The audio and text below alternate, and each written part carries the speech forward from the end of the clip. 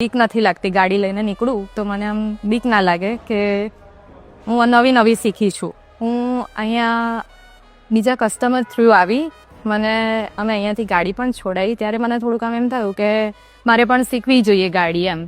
અને મને ખબર પડી કે આરવી કાર્સમાં આ મારુતિ સુઝુકીની અંદર શીખવાડી છે, ડ્રાઇવિંગ સ્કૂલ છે અને સારો એક્સપિરિયન્સ છે એનો.